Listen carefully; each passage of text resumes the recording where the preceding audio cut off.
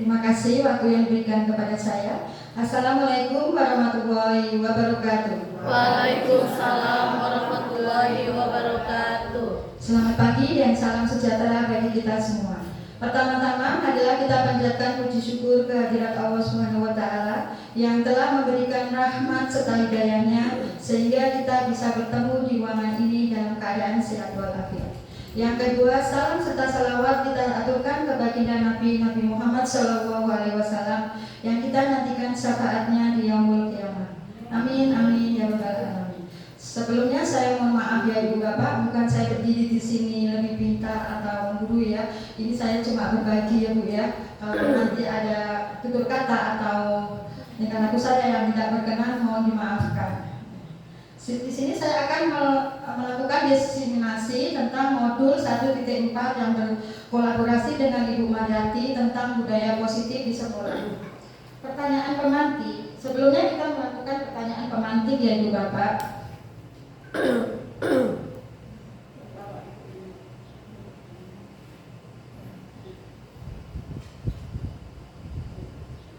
Di sini Ibu dan Bapak cukup menjawab setuju atau tidak dengan pemantik yang saya berikan. 1. Pemberian hukuman dapat mendisiplinkan murid. Menurut Ibu Bapak setuju atau tidak? Setuju. Jawab atau bukan? Semua setuju. Semua setuju? Setuju? Oke, semuanya setuju 100%. Ibu Kepala Sekolah? Ibu Kepala Sekolah. Oh, Santi tidak? Oh, ada satu. Ibu Santi tidak setuju. Ibu Kepala Sekolah? Setuju. Ibu Mariati tidak setuju. Berarti 2 orangnya, yang lainnya? Tidak ada semua. Enggak, satu aja. Pemberian hukuman dapat mendisiplinkan murid. Baru itu ya banyak. Oh, Baru tidak. tidak. Jadi ada Bu Santi, setuju, ya, tidak setuju. Pak Aswar, setuju atau tidak? Tidak setuju. Tidak setuju. Ada Pak. Ada Pak. Jadi yang lain setuju ya Bu ya? Oke. Nanti kita lanjutkan nanti Bu Maria. Sekarang yang kedua, pemberian hadiah atau reward bisa memotivasi murid. Setuju. Semuanya Setuju ya. Setuju. Alhamdulillah setuju. Yang ketiga, guru bisa mengontrol murid. Setuju atau tidak? Setuju. Setuju ya Bu Mar. Selanjutnya, seorang guru harus mampu memberikan solusi bagi murid. Setuju. Setuju. Alhamdulillah setuju semua. Saya dulu ya.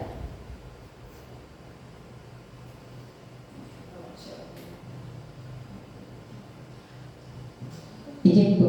Jadi Bapak dan Ibu, yang pertanyaan pemantik itu nanti kita akan menemukan jawaban Bapak Ibu sendiri dengan melihat paparan nanti. Yang saya pilih setuju, oh ternyata tidak. Yang saya bilang tadi tidak, oh ternyata setuju. Bapak Ibu bisa menemukan di paparan nanti, ya seperti itu. Silakan Bu Mia.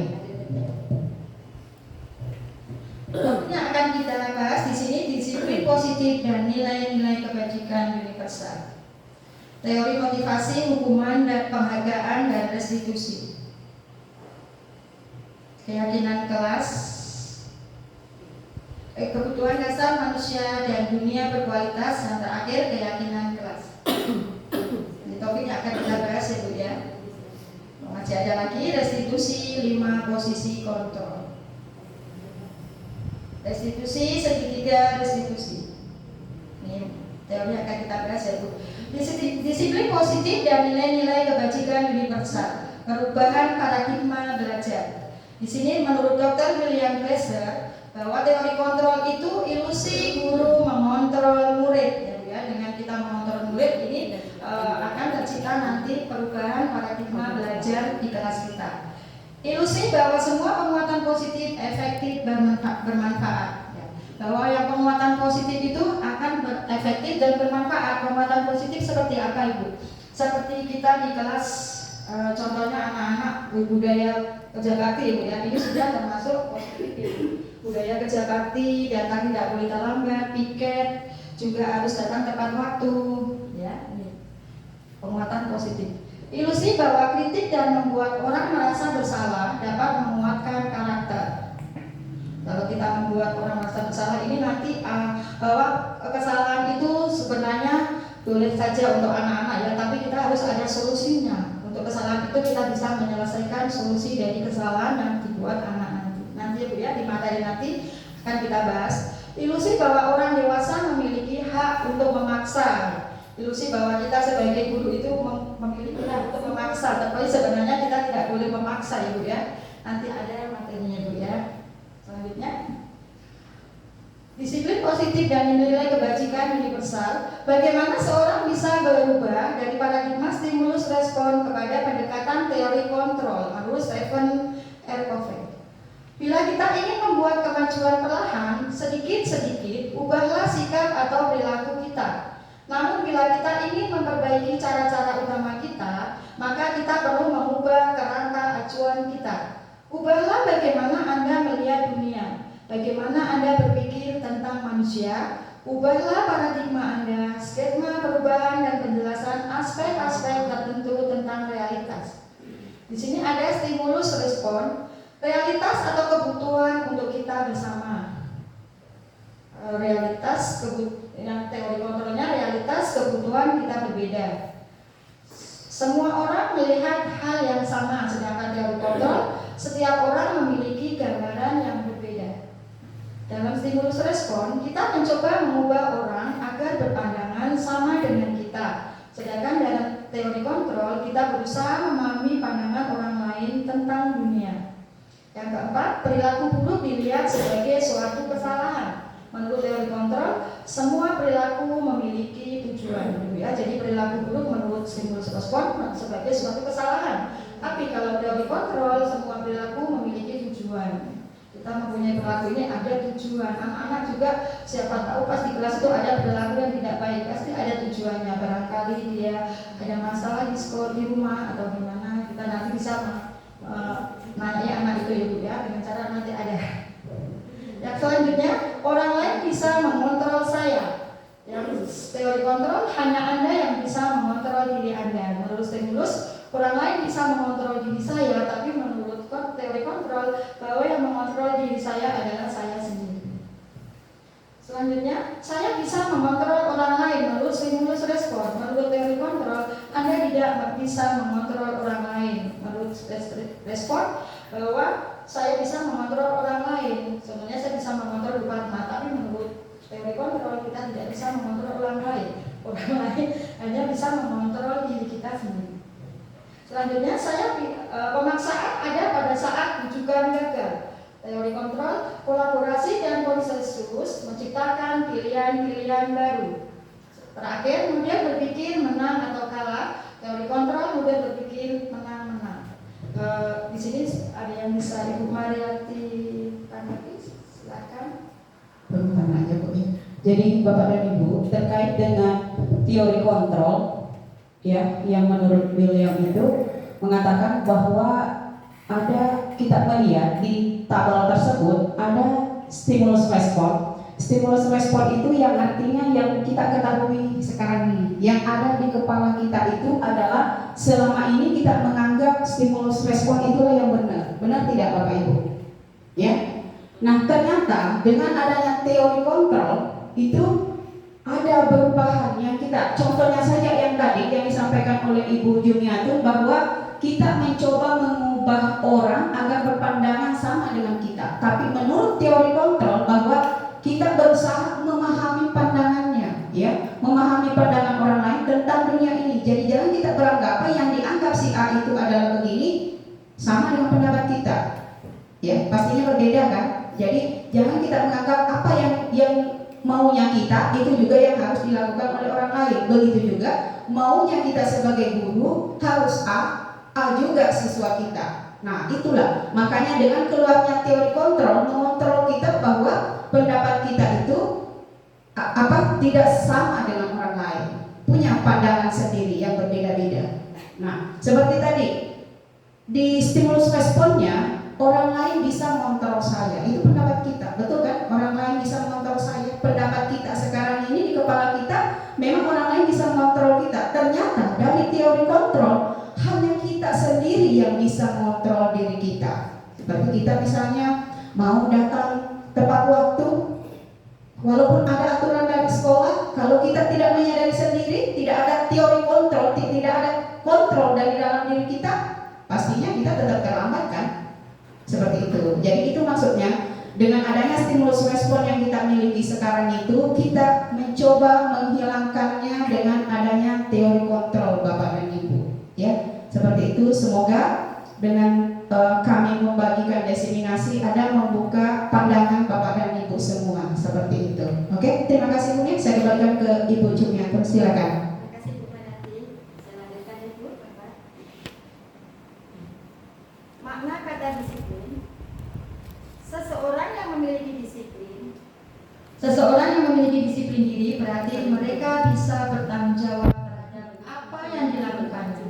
Karena mereka mendasarkan tindakan mereka pada nilai-nilai kebajikan universal. Dalam hal ini Ki Hajar Dewantara menyatakan, sebentar Bu ya, bahwa seseorang akan bertanggung jawab terhadap dirinya sendiri. Mereka menentukan dengan nilai-nilai kebajikan. Nilai-nilai kebajikan seperti apa ya Bu? Seperti disiplin, contohnya itu tadi yang Bu Mariati bilang, bahwa kalau kita mau datang terlambat harus disiplin dari diri kita sendiri. Selanjutnya nilai-nilai kebajikan seperti sopan santun, tata tertib, ya nanti kita dibahas dulu ya. Ki Hajar Dewantara menyatakan bahwa pertanggungjawaban atau Verantwoordelijkheid itu adalah selalu menjadi sisihannya, hak atau kewajiban dari seseorang yang pegang kekuasaan atau pimpinan dalam umumnya.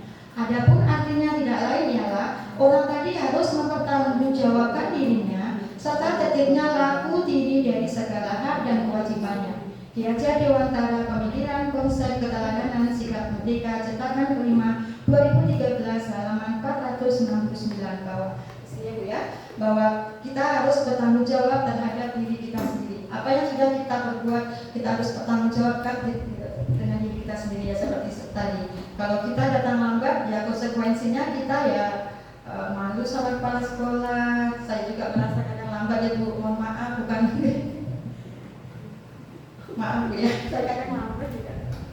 Makna nilai-nilai kebajikan.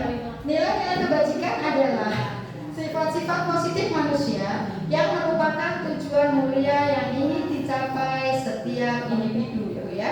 Nilai-nilai kebajikan adalah sifat-sifat positif manusia yang merupakan tujuan mulia yang harus kita capai setiap individu. Dan nilai kebajikan mulia yang seperti tadi saya sebutkan, seperti disiplin, sopan santun, tata tertib, nilai kebajikan Ibu ya, jujur dan sebagainya.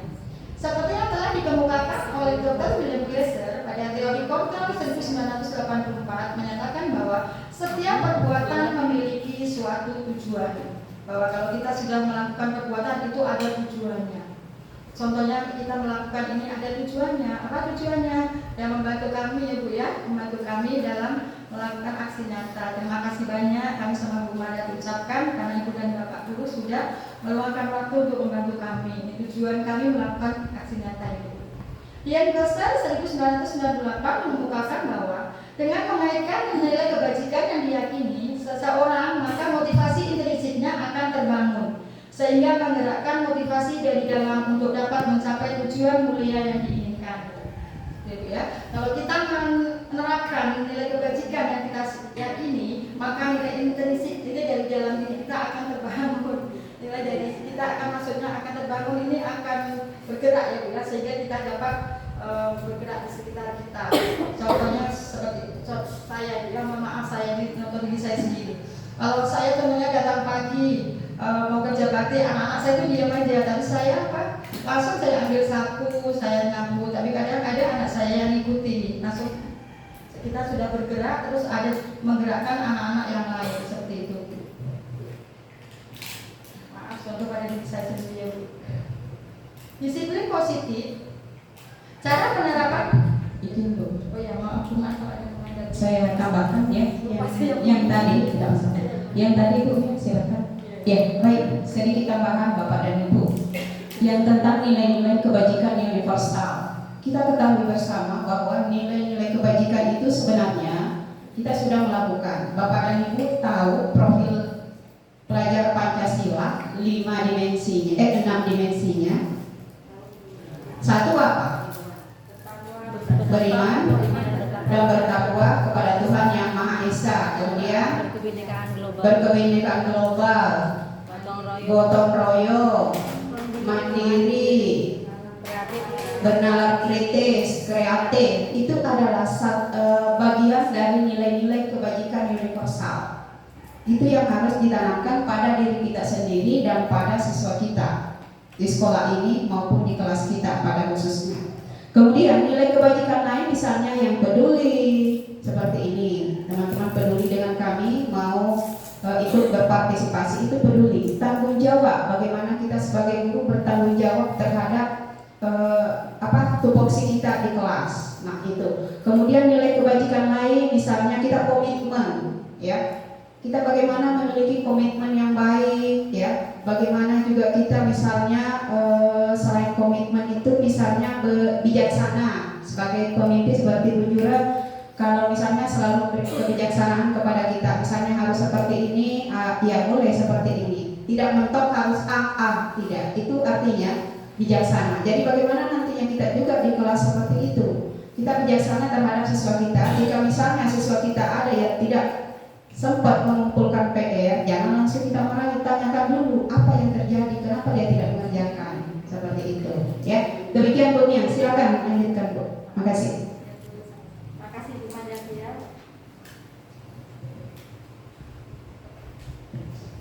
Disiplin positif.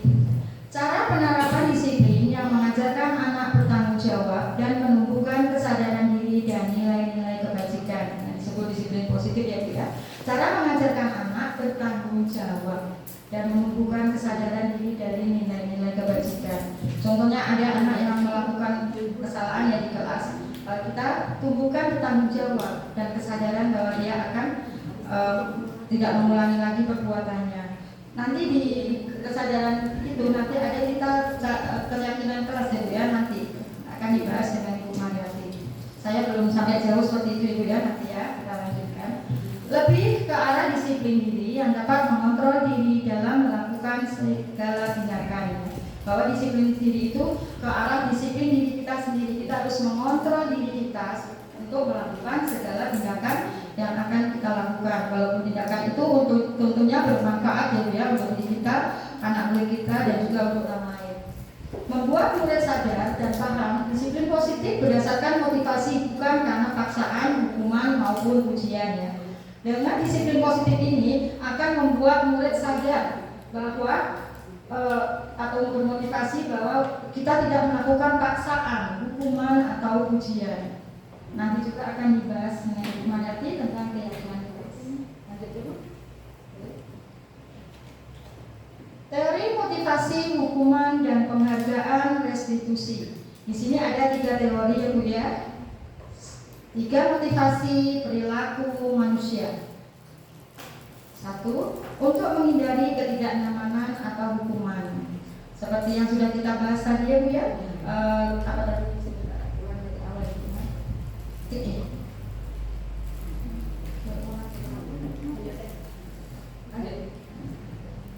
Yang kedua, untuk mendapatkan imbalan atau penghargaan dari orang lain.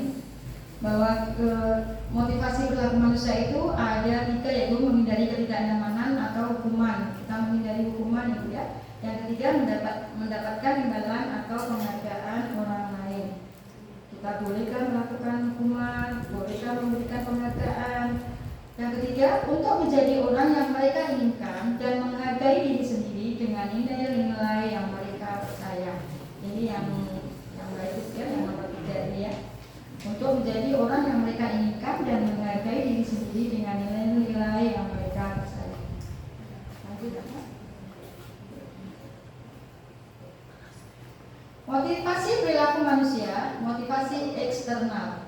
Untuk menghindari ketidaknyamanan. Tadi ada 3 motivasi Bu ya, yang kita sekarang dibagi menjadi 2, motivasi eksternal dan motivasi internal. Yang termasuk motivasi eksternal ada 2, yaitu untuk menghindari ketidaknyamanan atau hukuman. Yang kedua untuk mendapatkan imbalan atau pujian dari orang lain. Ini motivasi dari luar ya, dari orang lain, bukan dari diri kita sendiri. Selanjutnya, yang kedua motivasi internal. Untuk menjadi orang yang mereka inginkan dan dan menghargai diri sendiri dengan nilai-nilai yang mereka percaya. Sebaiknya menghindari pemberian hukuman atau hadiah berlebih untuk meminimalisir motivasi eksternal dari dalam diri murid. Ya. Jadi kita menghindari hadiah atau hukuman kepada siswa kita untuk menghindari motivasi eksternal. Jadi izin ya saya serahkan Bu Mariati. Oke, baik. Terkait dengan penguatan aja dari saya untuk perilaku motivasi manusia, tadi ada 3 Bapak dan Ibu ya. Yang pertama adalah motivasi eksternalnya tadi, bisa di pindah ini di atas. Oke, nah 3 motivasi tadi Bapak dan Ibu. Yang pertama kita ketahui bahwa ketika kita ingin melakukan sesuatu, ada motivasi dari luar biasanya mempengaruhi diri kita. Kemungkinan besar di sini Bapak dan Ibu atau saya sendiri punya motivasi punya motivasi eksternalnya. Yang pertama, untuk menghindari ketidaknyamanan atau hukuman. Misalnya di tata tertib kita ada bahwa kita tidak boleh datang terlambat. Kita tahu itu, makanya kita harus datang cepat. Ya, karena kita mungkin punya motivasi ini. Kalau saya terlambat, apa yang disampaikan Ibu Mia tadi, malu misalnya, malu sama kepala sekolah, malu sama teman, apalagi malu sama siswa. Kita sendirian terlambat, meminta siswa harus tepat waktu, kita sendirian terlambat. Makanya itu ada salah satu motivasi kita tidak terlambat adalah menghindari ketidaknyamanan atau mungkin hukuman. Ya, tapi kita alhamdulillah tidak ada hukuman. Mungkin ketidaknyamanan saja yang kita rasakan. Itu motivasi eksternal yang kedua yang biasanya mempengaruhi kita adalah untuk mendapatkan imbalan atau pujian dari orang lain. Oh, saya mau mendapatkan pujian dari kepala sekolah, saya mau datang cepat, saya mau bekerja bakti sama siswa, saya mau ini mau itu, saya mau dipuji kepala sekolah, saya mau dipuji oleh siswa. Begitupun dengan siswa kita. Terkadang mungkin ada siswa itu yang melakukan kegiatan kebajikan, kelihatannya kebajikan, tapi dia punya motivasi dari luar, yaitu yang kedua tadi, dia ingin mendapatkan imbalan dari guru. Kemudian dia ingin dipuji oleh gurunya. Ada Bapak Ibu siswa yang begitu, kadang minta dipuji, isianmu rajin ya, baru dia rajin betul. Nah, berarti siswa tersebut memiliki motivasi eksternal. Dia ingin mendapatkan imbalan atau pujian, mungkin sekedar kata-kata saja, itu mempengaruhi. Tentunya Bapak dan Ibu ada di dalam hati Bapak dan Ibu motivasi eksternal ini, ya kan? Nah, yang kedua, yang ketiganya itu adalah masuk dalam motivasi internal, yang motivasi dalam diri kita sendiri. Ini Bapak dan Ibu, ini yang seharusnya kita miliki. Kenapa? Karena untuk menjadi orang yang mereka inginkan dan menghargai diri sendiri dengan nilai-nilai yang mereka percaya.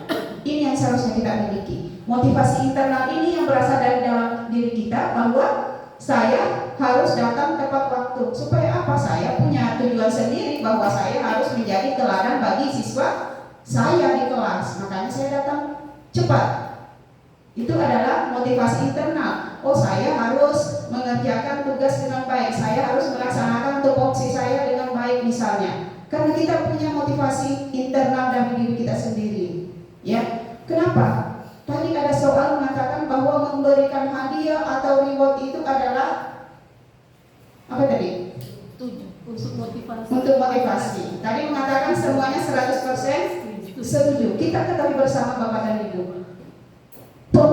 Menghindari pemberian hukuman atau hadiah atau reward apapun itu sebenarnya itu adalah kembali ke motivasi eksternal tadi. Dia ingin mendapatkan pujian atau imbalan. Ketika kita tidak memberikan, apa yang terjadi dengan siswa kita?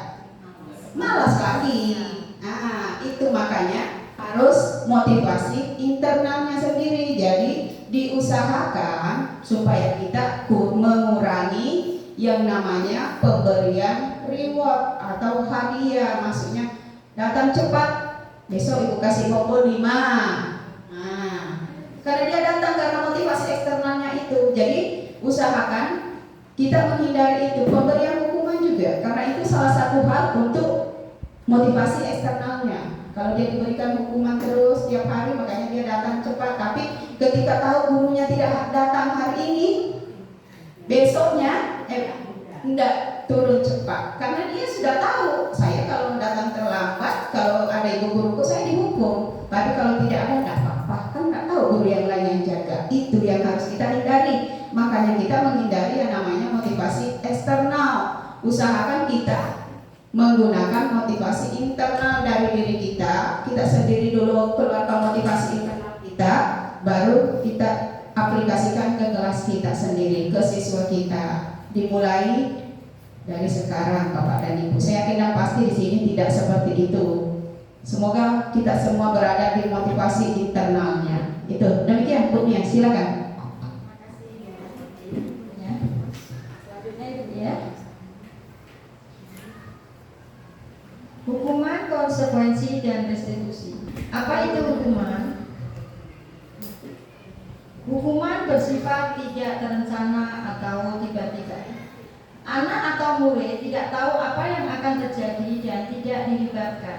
Hukuman bersifat satu arah dari pihak guru yang memberikan, dan murid hanya menerima suatu hukuman tanpa melalui suatu kesepakatan atau pengarahan dari pihak guru, baik sebelum atau sesudahnya.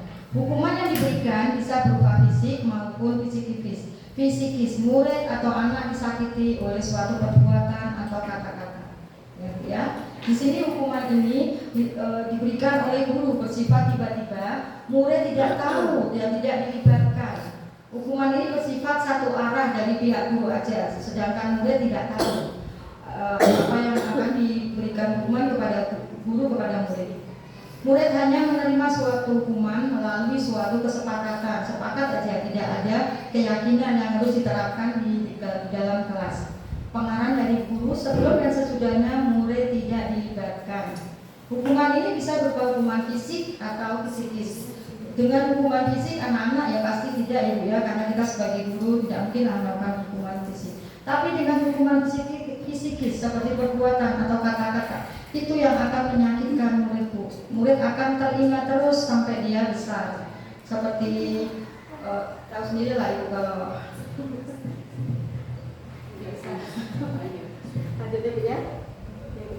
kalau kita memberikan hukuman kata-kata atau perbuatan itu pasti anak akan terngiang terus Bu sampai dia besar nanti. Kita kan tidak tahu sifat anak itu ada kadang sampai dibawa sampai dia ke dalam dirinya sendiri atau sampai kadang sudah lupa, kan sifat anak berbeda kan Bu. Setelah dikasih hukuman, dikasih kata-kata yang kasar, contohnya belum dikata-kata yang kasar, anak bisa langsung lupa. Ada juga tapi anak yang diingat terus sampai dia dewasa nanti. Apa itu konsekuensi? Konsekuensi suatu rencana atau sudah disepakati.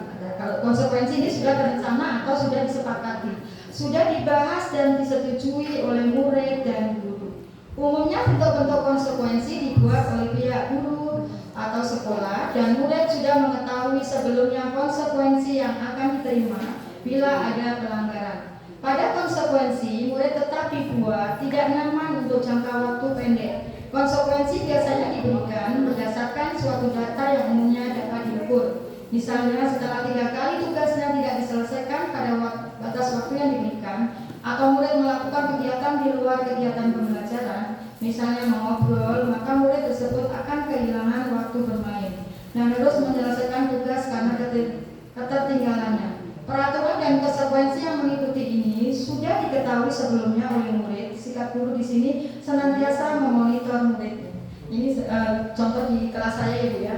Kemarin sudah beberapa hari yang lalu saya bentuk kesepakatan kelas. Dengan kesepakatan kelas ini ada peraturan, bukan peraturan, kesepakatan yang kita buat bersama. Ada 13 atau 15 peraturan kesepakatan.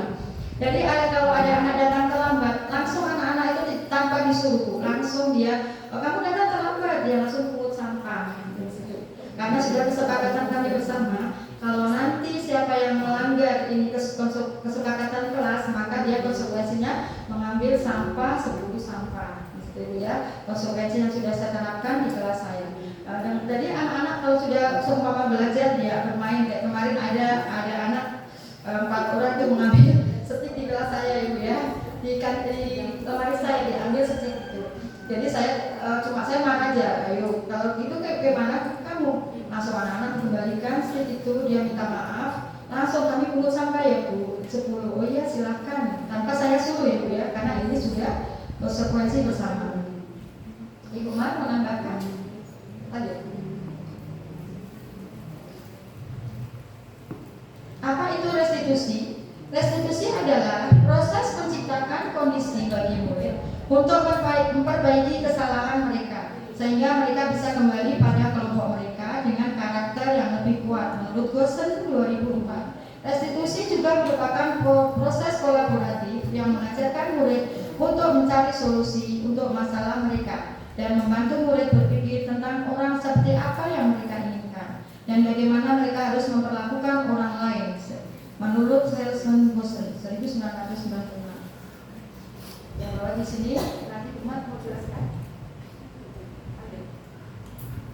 Lanjut ya Bu. Hukuman atau konsekuensi, ya nanti Ibu Bapak harus bisa menjawab ya Bu ya, mohon maaf. Kami suruh menjawab lagi, hukuman atau konsekuensi. Tindakan guru, mencatat 100 kali di dalam buku kalimat, saya tidak akan terlambat lagi karena terlambat ke sekolah. Konsekuensi atau hukuman Ibu? Hukuman. Yang kedua, beda bukan ya? Yang kedua, lari mengelilingi lapangan basket 2 kali karena terlambat hadir di sekolah. Hukuman. Yang ketiga, membersihkan coretan yang dibuatnya di meja tulis. Konsekuensi. Ibu ini pintar semua. Makasih loh Bu ya. Alhamdulillah. Murid diminta untuk push up 15 kali karena tidak menggunakan masker. Ya. Menggantikan kertas tugas rumah yang salah coret-coret. Konsekuensi. Alhamdulillah pintar semua Ibu. Makasih Bu ya. Berjemur di lapangan basket pukul 12 siang. Hukuman Bu ya, Bu kasihan jam 12 siang Ibu ya dijemur. Jadi apa nanti murid kita? Murid diminta bertelanjang kaki sepanjang hari karena tidak menggunakan sepatu warna hitam sesuai peraturan sekolah. Udah sesuai. Membersihkan tumpahan air di meja tulis karena tersenggol pada saat belajar. Konsekuensi. Kehilangan 10 menit jam istirahat untuk mengerjakan tugas karena terlambat datang dan tertinggal pelajaran. Konsekuensi. Alhamdulillah. Duduk di bangku di pinggir lapangan pada jam istirahat. Tidak diizinkan bermain oleh guru piket karena mencederai teman saat bermain di lapangan. Konsekuensi. Di pinggir lapangan Bu pada jam istirahat. Di pinggir lapangan, lapangannya panas. Apa Bu? Udah dibilang lapangan panas. Iya nggak ada panas di situ. Alhamdulillah kalau nggak panas ya, kalau panas ada hukuman. kalau ini nggak ada. Oh, menurut beta kalau panas baru hukuman, kalau nggak panas enggak. Itu kan teman-teman yang lain. Pada jam istirahat tidak diizinkan bermain oleh Duduk melihat saja kan, karena tadi dia sudah mencederai temannya saat bermain. Jadi sebagai konsekuensinya dia nonton saja lah. Nggak boleh main. Tidak boleh main. Nah, Kalau hukuman itu tadi kamu Berdiri. duduk di situ sampai nanti pulang. Nah, hukuman. hukuman. Oke, bagaimana Bapak Ibu yang lain? Duduk di bangku di pinggir lapangan pada jam istirahat. Tidak diizinkan bermain oleh guru piket karena mencederai teman saat bermain di lapangan. Gimana Bapak dan Ibu? Kalau hukuman dia di tempat lain. Berarti semuanya konsekuensi. Bu Ima? Hukuman. Kenapa Bu Ima sama Ibu? Boleh beri kasih masukan Bu? Karena dia diancam nggak boleh ikut main dan dia kepingin sekali main itu, jadi dia memanfaatkan tidak ingin main, jadi memanfaatkan yang jadi hukuman ya. Tapi kalau dia sudah jelas dia ada sudah ditulis gitu, kalau ada aturannya. Jadi kalau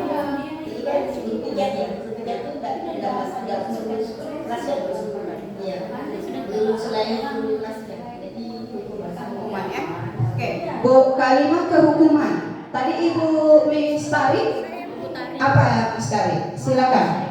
Karena di situ ada kalimat karena mencederai teman saat bermain di lapangan, tentunya dikasih hukuman untuk melipir di pinggir lapangan untuk tidak ikut bermain sama tidak diizinkan bermain sama guru piket. Kalau saya lihatnya Hukuman. Yang lain selain Bu Ima sama Bu Tari mengatakan bahwa hukuman. Bu Hermin berbeda juga. Silakan. Makasih. Saya berpendapat juga bahwa itu adalah suatu hukuman karena pada saat istirahat dia tidak diizinkan bermain oleh guru piket karena dia mencederai temannya saat dia bermain di lapangan. Oke, terima kasih. Ya, hukuman.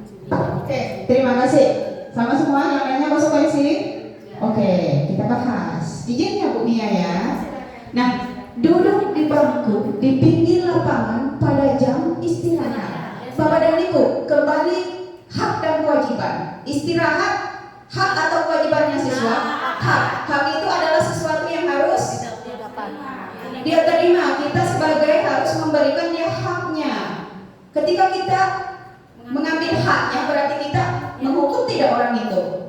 Menghukum berarti dia termasuk hukuman karena pada saat jam istirahat temannya bermain, dia dilarang bermain walaupun hanya duduk. Duduk kan dia artinya tidak gerak dari situ ya di jam istirahat. Kasihan melihat temannya bermain di lapangan, berarti kita memberikan hukuman kepada siswa tersebut walaupun dia tidak ditempatkan di tempat yang panas. Ya, itu seperti itu. Silakan, ada pendapat? Dia mendapatkan itu karena dia sudah mencederai duluan. Kalau tidak, pasti dia akan main, memperoleh haknya. Ya, jadi menurut saya itu konsekuensi dari karena perbuatannya dia. Ya, kamu lihat saja teman bermain. Gitu. Menurut saya itu bukan hukuman tapi konsekuensi ya. Tidak masalah Bapak dan Ibu. Kita punya hak untuk mengeluarkan pendapat. Ya. Nah, kembali lagi Bu Eta. Sebuah konsekuensi adalah sesuatu yang sudah disepakati bersama. Ya kan? Kita kembali ke situ ya, izin. Kembali ke situ. Kembali tadi ke slide bahwa konsekuensi itu adalah sudah ada terencana dan disepakati. Kalau dia hukuman hanya dari satu pihak. Kalau kita melihat kasus si A tadi, bahwa guru piket itu melihat kejadian tiba-tiba langsung menghukum bahwa dia harus duduk di situ. Tidak ada aturan bersama yang disepakati oleh si anak tadi dengan guru piket. Gimana Bapak dan Ibu, Bu Eta? Itu dari situnya sebenarnya. Kita ke situnya. Ketika dia konsekuensi, ada kesepakatan bersama yang disepakati. Tapi kalau dia hukuman tiba-tiba, otomatis kan kalau kita guru piket melihat, oh kamu berkelahi dengan temanmu, kamu tidak boleh istirahat. Hukuman atau konsekuensi? Hukuman, karena kita langsung memberikan sesuatu. Tapi kalau di dalam kelas sudah ada disepakati bersama bahwa ketika berkelahi ada konsekuensi yang disepakati, tidak istirahat. Ketika kita menyepakati sesuatu tersebut, berarti dia masuk ke konsekuensi karena ada kesepakatan bersama. Tapi kalau hukuman tiba-tiba dari tidak ada rencana, itu kan tidak ada rencana. Dia bermain di lapangan, tiba-tiba dia cedera, guru piket melihat, oh sudah istirahat, nanti kamu duduk di sini, kamu tidak usah bermain. Sementara teman bermain, kamu tidak boleh. Berarti saya lebih ke hukuman. Itu seperti itu.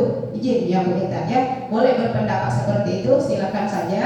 Tapi kalau kita kembali ke teorinya, berarti kita ke konsekuensi seperti itu. Silakan Bu Mia. Kehukuman. Waktunya. Lanjutkan Ibu ya. Selanjutnya terlambat hadir di pembelajaran daring 15 menit dan diminta untuk tinggal 15 menit sesudah kelas usai untuk membahas ketertinggalan pembelajaran. Konsekuensi. hukuman apa nih? Karena sudah disepakati. Tergantung ada kesepakatannya tidak. Gimana? Tergantung dengan Terlambat hadir di pembelajaran daring 15 menit. Daring ya, berarti Zoom atau Meet ya. Oh Dan tidak. diminta untuk tinggal 15 menit sesudah kelas usai untuk membahas ketertinggalan pembelajaran. Hukuman, Bu Fatma, hukuman. Boleh memberikan pendapatnya? Silakan. Iya, kan kita sudah melihat tadi, betul juga Bu Eka. Silakan.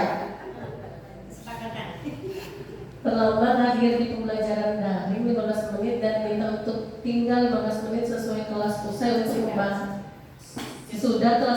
untuk membahas ketertinggalan pembelajaran. Di sini kan Bu daring, berarti daring itu kan biasanya Zoom itu kan biasanya banyak yang mengikuti, banyak orang. Tapi kalau untuk yang terlambat mengikuti 15 menit terus diminta tiba-tiba tinggal setelah pelajaran itu termasuk hukuman. Tambah dia untuk membahas terkait pelajaran itu hukuman karena tidak ada dalam kesepakatan. Oke, itu dari Ibu Fatma. Ada lagi? Iya, ada lagi? Sebelah Bujur, silakan Bujur.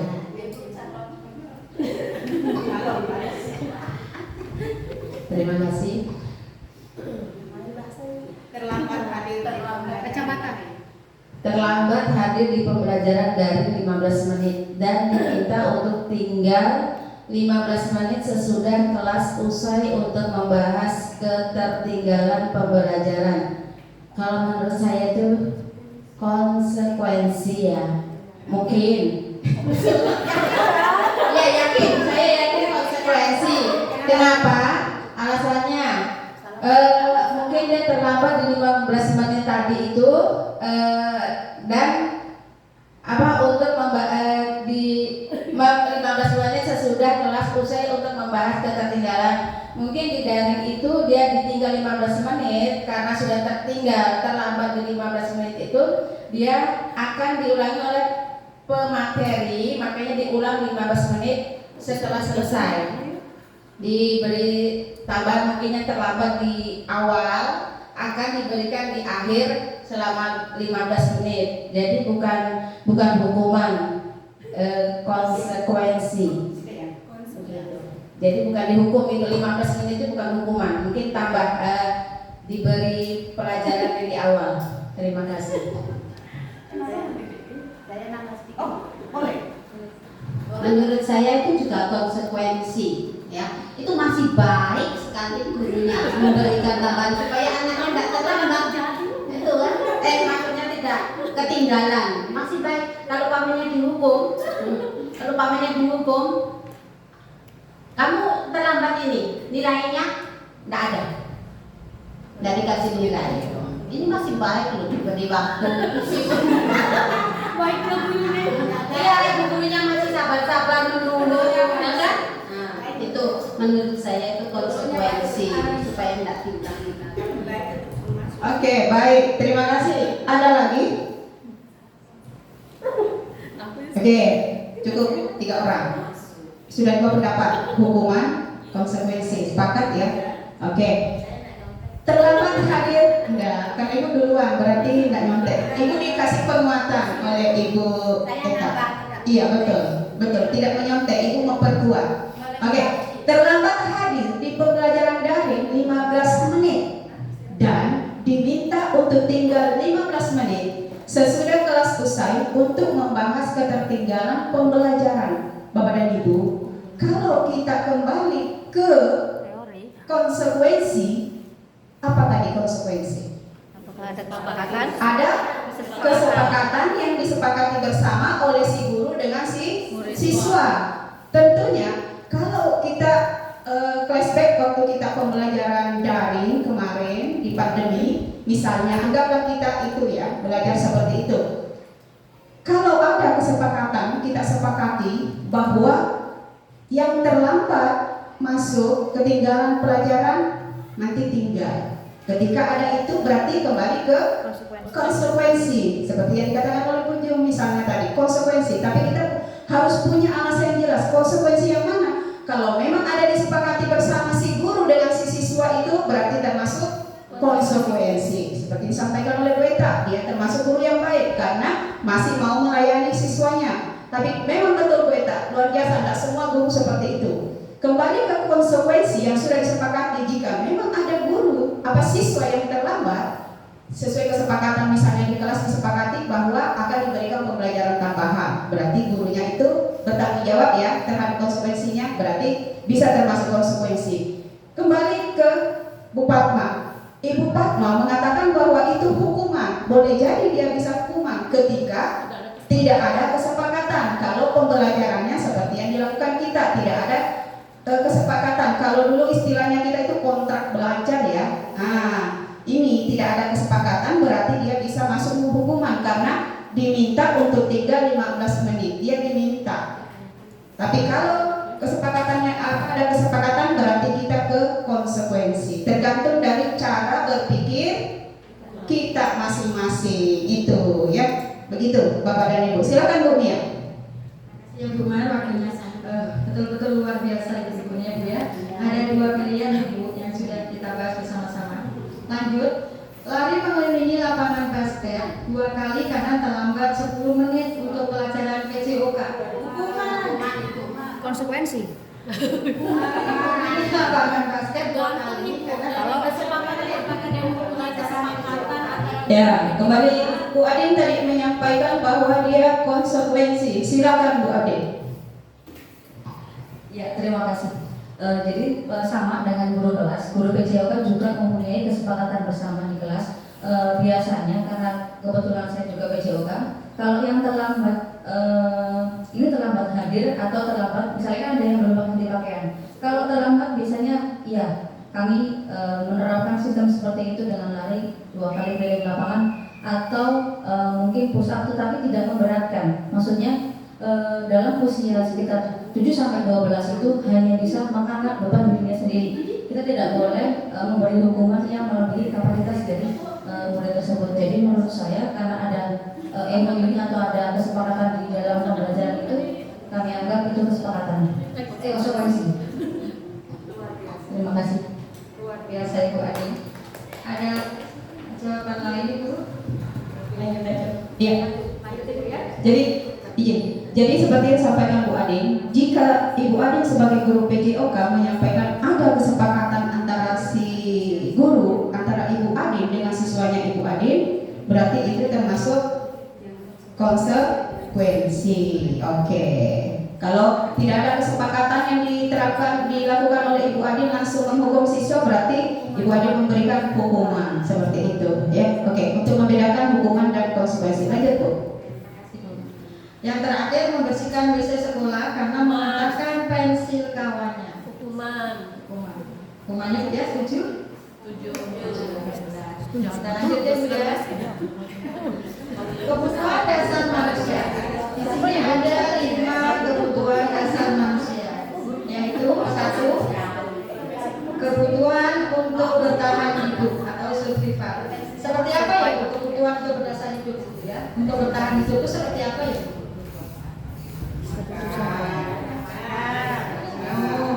Cinta, Kesehatan, kasih sayang. mohon maaf, kebutuhan yang dasar Bu, kebutuhan bertahan hidup Bu.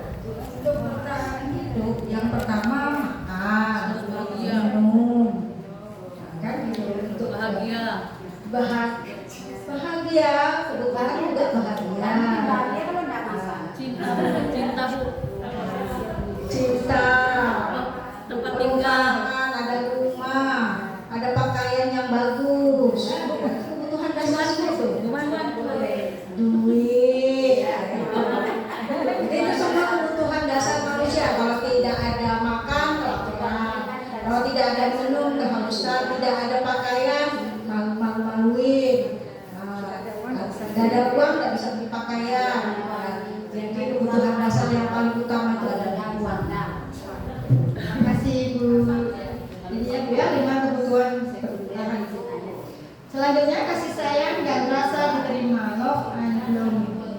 sayang ya, seperti kita kebutuhan kita untuk dikasihi, disayangi dengan pasangan kita, dengan teman kita ya, dengan anak-anak kita, keluarga kita.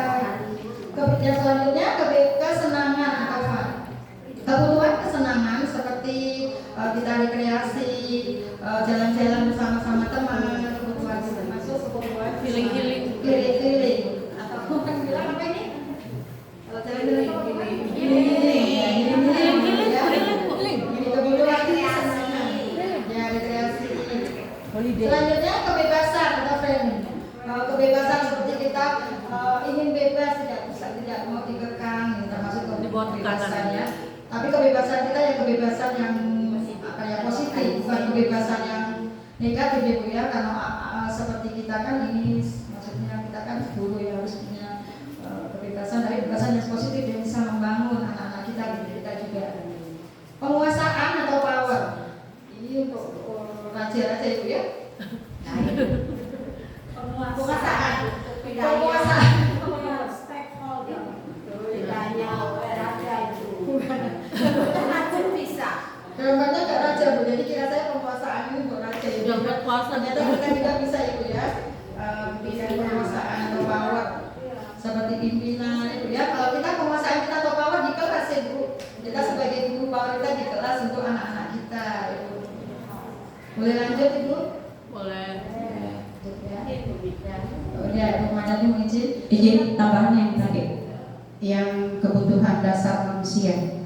Baik, Bapak dan Ibu, tadi sudah disampaikan bahwa kebutuhan untuk bertahan hidup atau survival di sini sudah disampaikan. Yang pertama pastinya makanan, tempat tinggal, ya kan? Itu yang harus kebutuhan dasar kita. Kemudian ke kasih sayang. Kenapa kasih sayang dan rasa diterima itu merupakan kebutuhan dasar manusia juga? Kita ketahui ketika siswa kita di kelas, jika dia tidak mendapatkan kasih sayang dari orang tuanya, karakternya sama tidak dengan yang mendapatkan kasih sayang?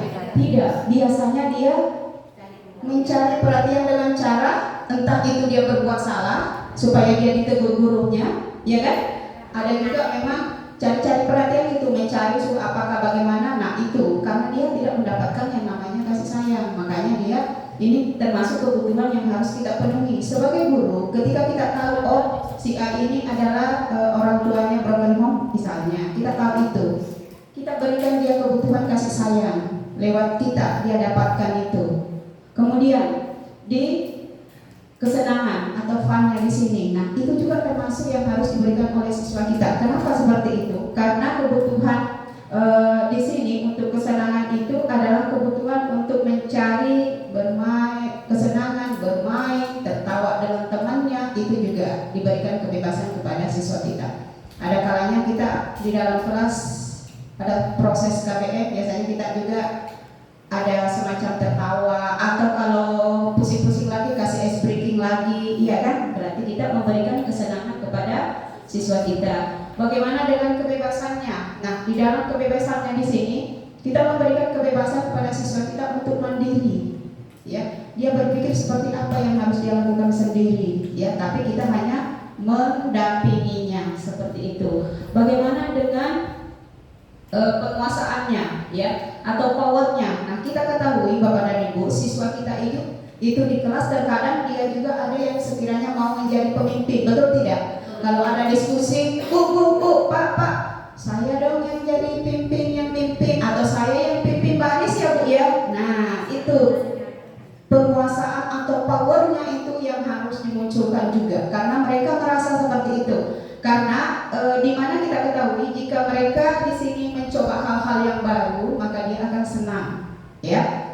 Dan mereka kecewa kalau dia tidak